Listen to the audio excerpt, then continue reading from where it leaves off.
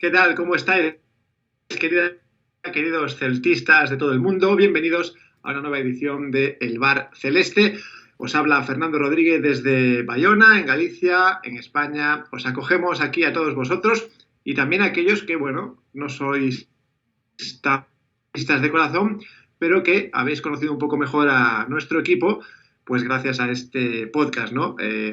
Hablo, por ejemplo, pues de algunos oyentes que se encuentran en diversas zonas de España, País Vasco, en Andalucía, concretamente en Málaga. Tenemos un muy fiel oyente, así que un saludo para todos ellos y también un saludo a mi compañero que se encuentra al otro lado del Atlántico, en Estados Unidos, Antón García. ¿Qué tal, Antón? Hola Fernando, te hablo desde la oficina en la universidad, aquí en un día muy frío. Hemos estado bajo cero ya aquí en Tennessee y hoy, bueno, mientras conducía desde Jackson hasta Martin, pues vi incluso un par de accidentes por el hielo que todavía está presente en las carreteras, porque aunque estamos en el otoño, aquí a Tennessee ha llegado ya prácticamente el invierno. Un saludo, Fernando, y también, como tú has dicho, para todos los oyentes de este Bar Celeste. Pues es cierto que el otoño llega en forma de invierno, aquí también. Mañana, bajón estrepitoso de temperaturas, pero voy a dejar de hacer de hombre del tiempo y voy a introducirme en otra tempestad, en este caso la del Celta, que no acaba de calmarse, como bien sabes, Antón, y bien saben nuestros oyentes, un Celta que cambiaba de entrenador una semana aproximadamente, con una primera piedra de toque, más que piedra de toque, una prueba realmente difícil, la visita al Nou Camp, que se saldó con un 4-1, pero con una imagen de algo diferente de la imagen a la que estábamos acostumbrados. Empezamos ese análisis y te dejo a ti, Antón, que empieces. Bueno, a mí me parecía que, como tú dices, ese iba a ser un partido muy difícil. Yo ya dije 2-0 como resultado posible en la porra que hicimos en el capítulo anterior, número 41 del Bar Celeste. Ya estamos ahora en el 42 y me quedé corto. Al final fue un 4-1. Pero me parece que no podemos analizar ese partido desde el punto de vista del resultado. Me pareció un resultado bastante engañoso. Un Barcelona que la verdad se llevó mucho más botín del que realmente debería haberse llevado, porque bueno, la verdad es que no es que el Barça hiciese sobre el campo tanto como para llevarse un 4-1, pero claro, cuando tienes al mejor jugador del mundo y ese es Messi, y Messi tiene un buen día, mete un hat-trick que ya llevaba tiempo sin hacerlo y además pues un par de magníficos tiros de falta, pues es muy difícil siquiera sacar un empate frente al Barcelona en el Camp Nou. Pero bueno, yo tampoco esperaba eso. Ya digo que no podemos pedirle eso a un Celta que viene de una situación anímica y también de juego tan pobre. Pero sí me parece que, como tú decías, hay algunos elementos positivos en este partido y algunos elementos negativos en este partido. El Celta venía, Fernando, lo leí en algún sitio, de hacer su peor inicio en 8 años, y eso es bastante importante recordarlo. Y con el cambio de entrenador llegaba al Coliseo Blaugrana, al Camp Nou, pues bueno, en una situación de cambio, en una situación de transición, ¿no? En la que todavía está.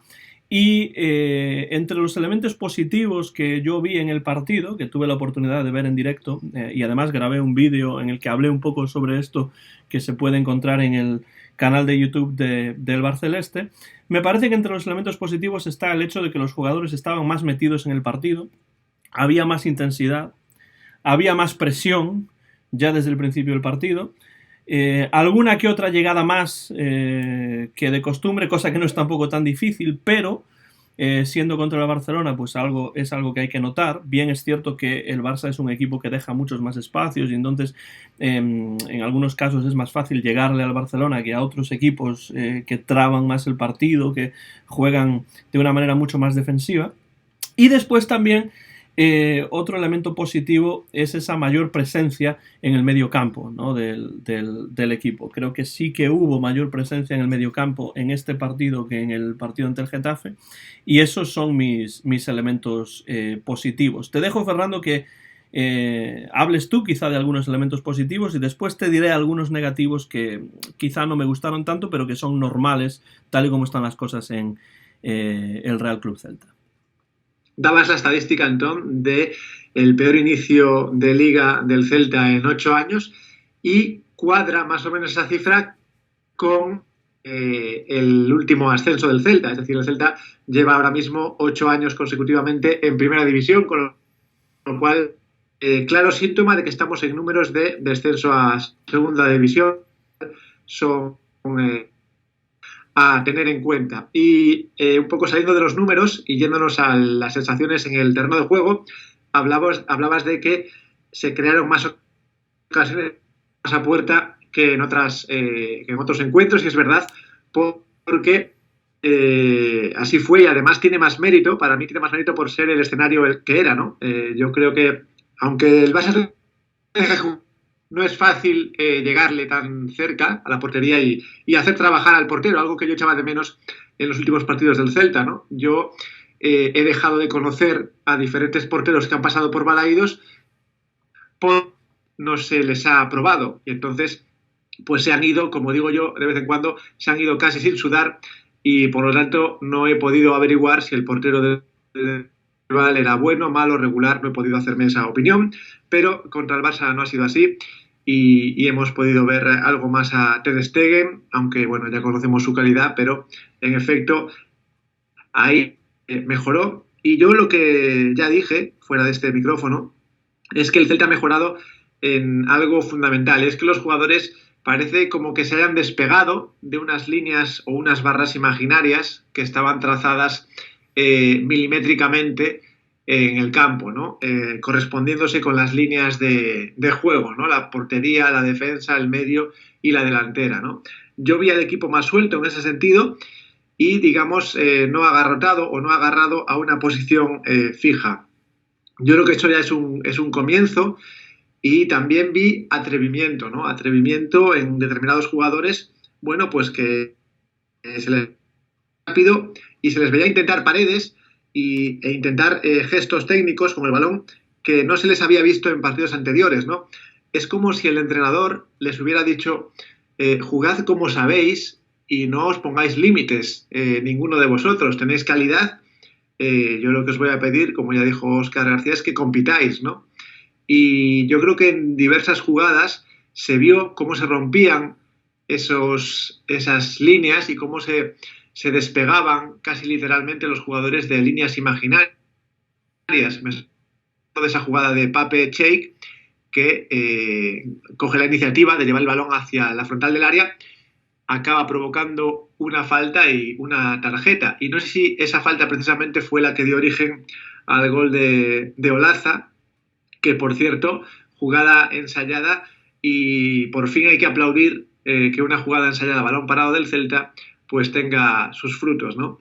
Sin duda tenemos ahí un guante en el pie izquierdo de Olaza que hay que aprovechar y hay que sacar más tajada de él, porque estamos para aprovechar cualquier virtud de los jugadores, ¿no? Para sumar cuanto antes unos puntos que ya nos urgen, ¿no? Ya no es que hagan falta, sino que son urgentes, puesto que estamos a más de un partido de distancia de salir de los puestos de abajo. En resumidas cuentas, mis aspectos positivos serían esos, Antón.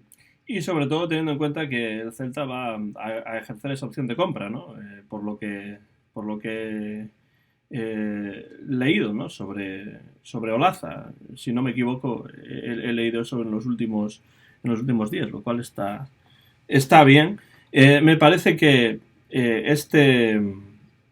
este partido frente al Barça, además de estos elementos positivos, tuvo también algunos elementos negativos, pero me parece que es algo lógico, porque no podemos hacer todavía valoraciones definitivas. Es decir, lleva muy poco tiempo Óscar García Junyent al frente del banquillo celeste, tuvo muy poco tiempo además para preparar un partido que era muy, muy difícil, y entonces las valoraciones definitivas de momento evidentemente no se pueden hacer. Lo que sí repito es que me pareció que el resultado fue demasiado abultado Messi estuvo muy acertado, pero el Barcelona de Valverde está muy lejos de esos Fútbol Club Barcelonas pues muy espectaculares. En este caso yo vi al Barça pues muy Messi dependiente, ¿no? La Messi dependencia fue evidente en este partido, y si ese 2-1 no hubiese llegado al filo del descanso, pues quizá la segunda parte habría sido un poco diferente,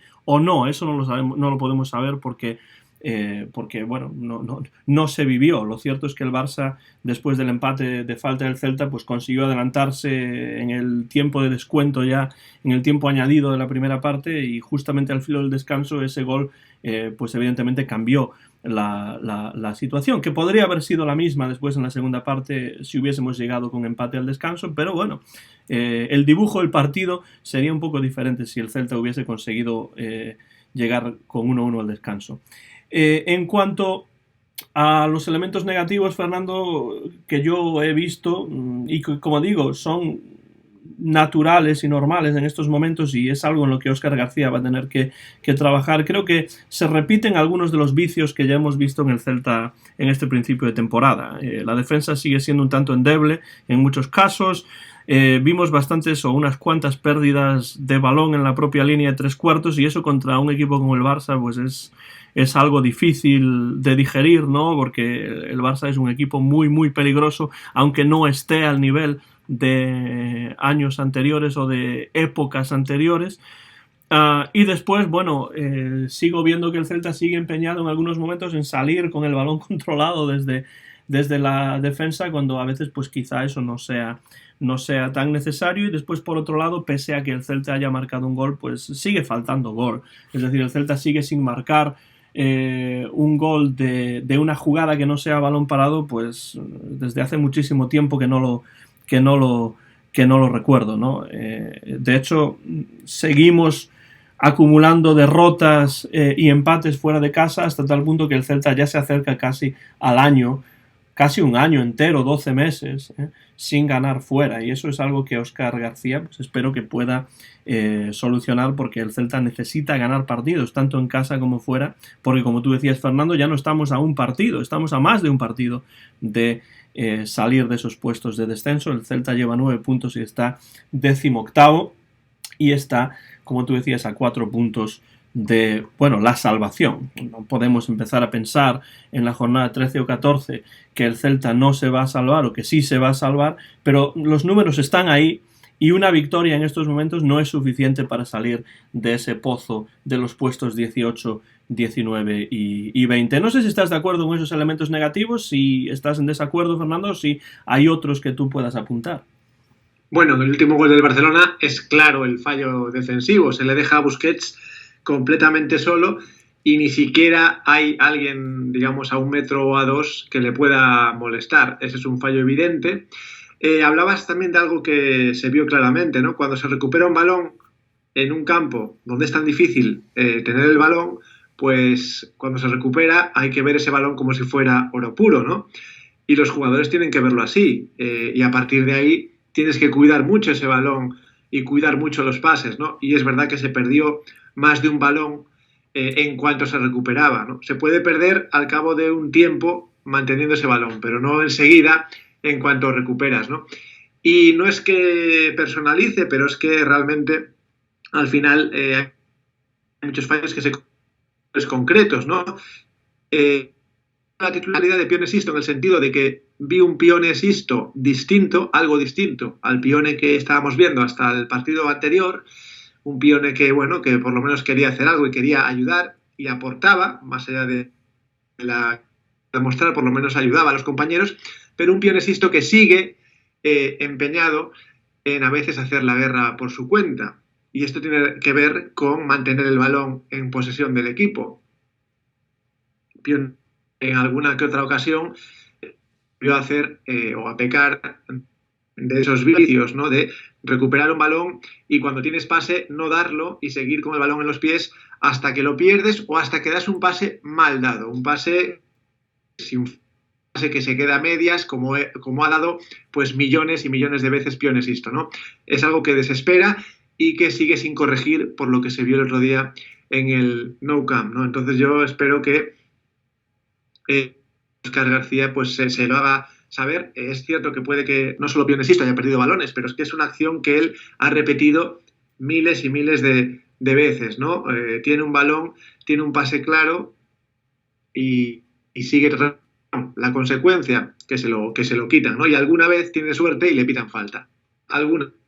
Entonces, en un campo como el del Barcelona no se puede jugar con esos riesgos, ¿no? Y yo creo que ahí tenemos bueno, tiene que mejorar este jugador si es que quiere volver a ser el Pione que llegamos a conocer. Después hay una jugada que se está discutiendo mucho, que es el penalti de Eidú, que da lugar al primer gol del Barcelona, ¿no?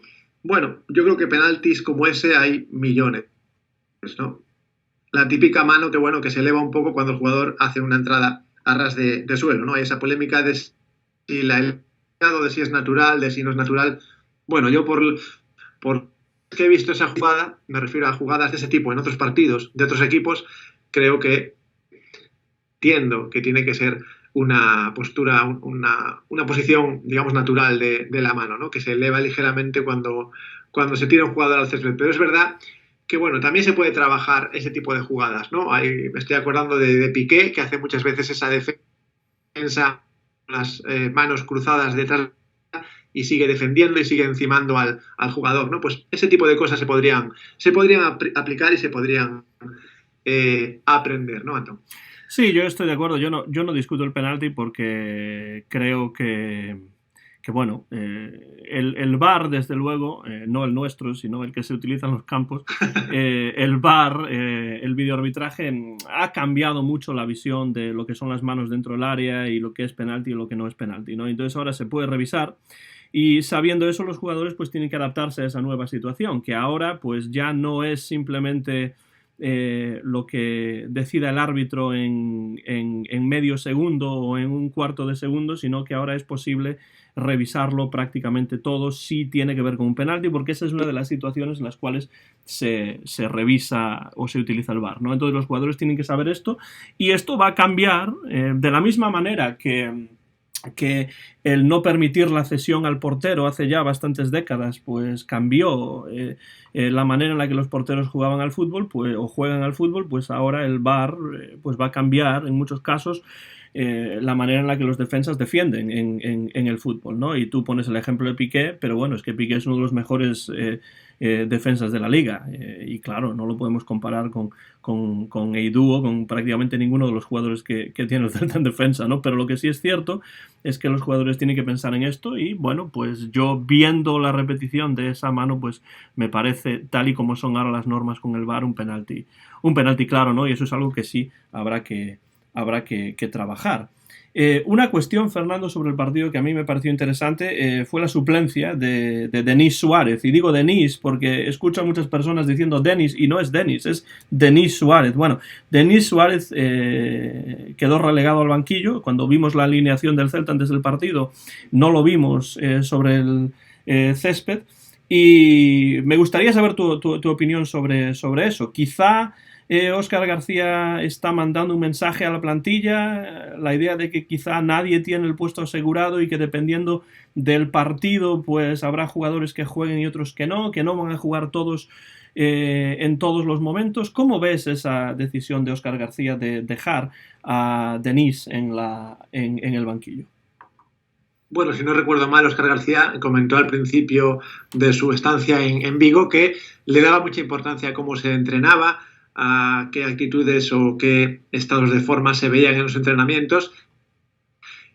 Quizás no por el DNI, sino por cómo ve al jugador, pues haya considerado que Denis no fuese de la partida, ¿no? Igual que Okay. Entiendo que Okay, que hoy, por cierto, Faro de Vigo hace un artículo que se titula Expediente Okay, pues espero que esa situación del turco se deba a que no está en su mejor estado de forma, por lo que optó por los otros tres centrocampistas. Yo entiendo que Denis pues no jugó, no estaba en el mejor momento de forma y sí optó en este caso por otros jugadores que quizás pues le podrían ampliar el campo, hacer que el Celta jugase aprovechando toda la anchura de un campo como el el del Nou Camp, ¿no? Y ahí está el motivo de que haya salido Pione Sisto, un hombre que se supone que tiene que desbordar y como lo hacía pues en su mejor momento. Yo entiendo que responde a un estado de forma, no lo ve,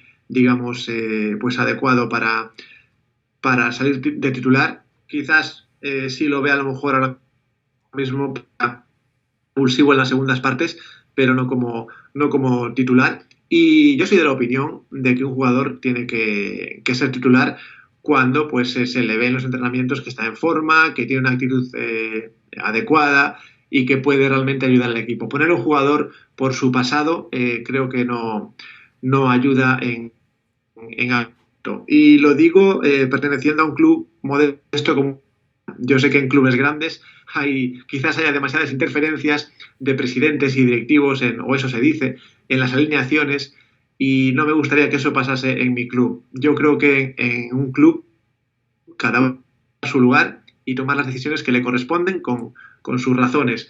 Y no me gustan esos clubes, y espero que en el Celta no pase, aunque quizás esto es hablar de un ideal, no me gustan esos clubes en los que un entrenador está supeditado a lo que dice alguien sentado en una butaca de un estadio. Así que yo confío en que se le esté dando plenos poderes a Óscar García, como a cualquier entrenador que esté en nuestro club.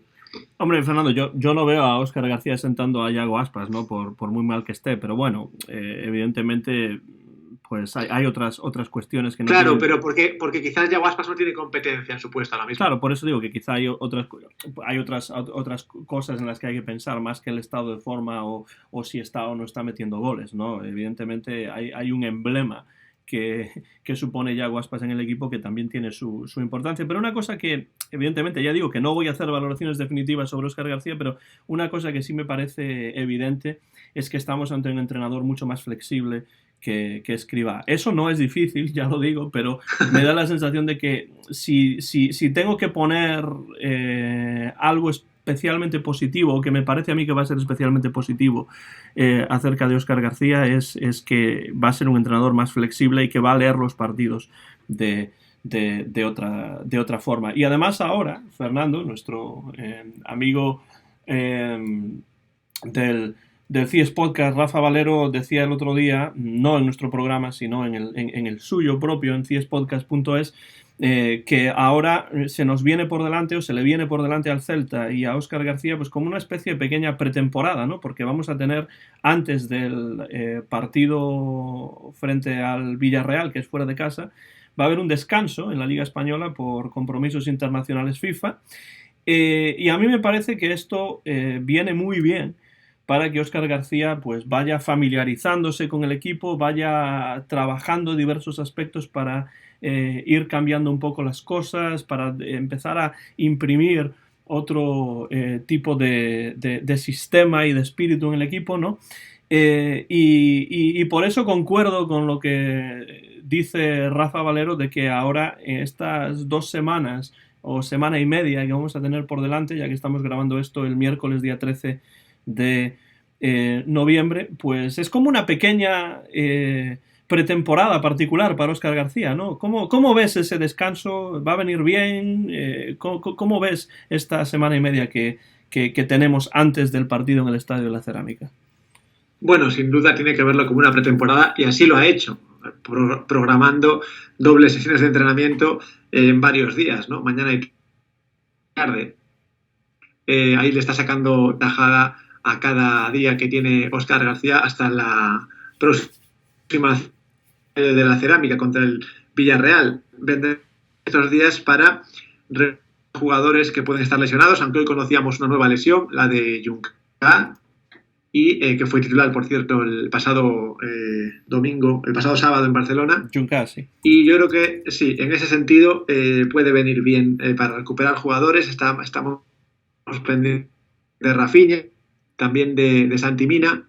Bueno, tanto en la enfermería como en la disposición táctica y en las ideas de Óscar García tienen que venir muy bien estos días, y además vamos a visitar un campo que nos va a exigir pues estar bastante a tope, como es el del Villarreal, ¿no? un partido complicado, por cierto. Si no recuerdo mal, el Villarreal en su campo fue la última vez que el Celta ganó, ¿no? Allá por el mes de diciembre, si no me equivoco, el pasado mes de diciembre Sí, de casi hace un año ya, 2018. Sí, sí, va a hacer efectivamente un año. Así que bueno, esperemos que esto sea como cerrar un círculo y consigamos ganar en ese estadio, ¿no? O al menos empatar. Yo veo el partido como tú muy difícil porque el Villarreal tiene el doble de puntos que el Celta en estos momentos, pero también es cierto que lleva 3 partidos sin ganar, 2 derrotas y un empate, si no me equivoco, en los últimos 3 compromisos ligueros. Pero bueno, es un equipo que desde luego, por lo que podemos ver en las estadísticas, marca muchos goles, también le hacen bastantes, ¿no? Es un equipo que no tanto como el Barça, pero también deja algunos espacios y yo creo que el Celta tiene que trabajar para aprovechar esos espacios, también para minimizar esos errores, esos aspectos negativos que mencionábamos anteriormente. Y jugar, bueno, pues un fútbol quizá un poco más directo, menos complicado, en el que se tomen menos riesgos, porque desde luego el Villarreal tiene efectivos como para hacerte pagar caros esos errores. Por eso a mí me parece que va a ser un partido complicado. El Villarreal además necesita la victoria después de haber conseguido solamente un punto de los últimos 9. Y bueno, pues va a ser un partido complejo que va a ser de nuevo una prueba difícil para el nuevo entrenador celeste. Tiene, como digo, esta semana y media por delante para ir trabajando en ello y para pues eliminar esas 5 derrotas consecutivas que lleva el Celta, que el año pasado ocurrió también, pero el Celta lleva tiempo sin encadenar 6 derrotas consecutivas y si pierde contra el Villarreal, que esperemos que no sea así, pues sería la sexta consecutiva y eso ya nos pondría quizá a muchas personas, incluidos quizá a los propios jugadores, en estado de alarma. No porque haya que ganar este partido, sino porque ir encadenando 6 derrotas consecutivas es algo complicado y seguir hundiéndose más en el pozo de ese descenso a la segunda división que tenemos que evitar sea como sea. ¿Tienes alguna idea? ¿Tienes la bola de cristal ahí delante para decidir cuál va a ser el resultado de este partido, Fernando? Bueno, antes de hablar de esa porra, me olvidé comentar antes esos riesgos que citabas que se pudieron cometer en el Nou Camp cuando se saca el balón de atrás, ¿no? Yo creo que se combinó, es verdad que se vieron jugadas desde el inicio, ¿no? De atrás, pero se combinó eso con digamos, pues el patapum para arriba, ¿no? Que decía Javier Clemente. Entonces, yo creo que no hay una obsesión por parte de Óscar García, o no la percibo, una obsesión por sacar siempre el balón jugado, como la había en Unzué, lo que nos costó algún que otro gol, como la podía haber en otros entrenadores obsesionados, como Quique Setién, también, que me viene a la mente, entrenadores obsesionados 100% sobre sacar el balón siempre jugado. Creo que ahí, hablando de la flexibilidad de Óscar García, también es flexible Óscar García y como ya recordó y yo ya comenté en el anterior VAR, es capaz de combinar y le gusta que el equipo juegue cuando tiene que jugar en balón largo y cuando tiene que jugar con pases. Me gusta que se combine ese tipo de juego según la situación y según la necesidad del equipo. Así que ahí volvemos a ver la flexibilidad de Óscar García. Y en cuanto a la porra, bueno, quedan bastantes días, pueden pasar cosas en forma de lesiones o otras circunstancias que pueden hacer variar los marcadores, las previsiones, pero bueno, yo voy a ser optimista y creo que el Celta pues va a lograr un triunfo en la cerámica y además voy a decir 1-3, Antón. Bueno, 3 goles fuera de casa ya no sería solamente ganar, sino que tendríamos que irnos mucho más atrás para ver, ¿no? Cuántas veces el Celta ha ganado un partido fuera de casa marcando además 3 goles. No digo empate, digo victoria. Yo creo que una cosa es lo que Óscar García quiera transmitir a los jugadores, quiera inculcar a los jugadores, y otra cosa es que los jugadores pues ya tengan estos defectos aprendidos de antes y que haya que desaprenderlos con el nuevo entrenador, ¿no? Entonces creo que esa idea de mezclar pues el sacar el balón en ciertas ocasiones con otras veces el tan clementiano patapum para arriba, pues es algo positivo, es algo que se tiene que considerar. Y bueno, pues los jugadores tienen que ir tomando pues confianza poco a poco. Por eso no quiero hacer, como dije ya antes, una valoración definitiva todavía, porque sería injusto y además sería imposible, porque llevamos un solo partido, un partido difícil, y Óscar García pues lleva poco tiempo todavía en el equipo. Digo que este partido va a ser complicado, pese a que es cierto que Óscar García tiene quizá pues más tiempo para ir trabajando ya e ir conociendo más al equipo y a los jugadores ya en persona, ya no solo desde un punto de vista teórico, sino ya más práctico, pero aún así yo creo que el Celta no está todavía como para ganarle al Villarreal, así que voy a poner un 1-1 como resultado, y así a ver si es cierto que de Levante, no del campo del Levante, sino de Levante, volvemos con un punto en la bolsa, porque llevamos demasiados partidos pues sin sumar, ¿no? Entonces yo digo 1-1, esperando con el corazón que sí sea una victoria, pero bueno, por lo menos un empate, y después en casa espero una victoria contra el Valladolid, pero ya de eso hablaremos en el siguiente episodio del Bar Celeste. Tampoco digo que vaya a ser una victoria segura contra el Valladolid en casa, pero digo que un puntito fuera y después una victoria en casa estaría muy bien. Así que 1-1, Fernando, para terminar ya este episodio del Bar Celeste. ¿Tienes algo más que comentar? Porque yo tengo que irme ya a dar mi próxima clase. Bueno, yo te firmo ese 1-1 donde haya que firmar, y te agradezco que hayas estado aquí nuevamente en el Bar Celeste echándonos un cable a nosotros, a los celtistas, y nada, te doy la suerte en tu próxima clase y hacemos ese cántico a la de 1, 2 y 3, como sempre o de sempre. ¡A la Celta!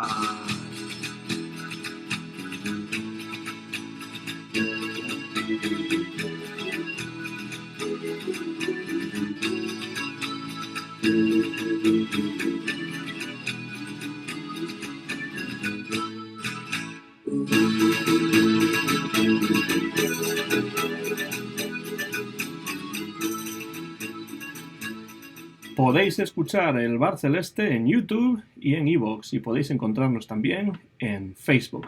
Hasta la próxima y a la Celta.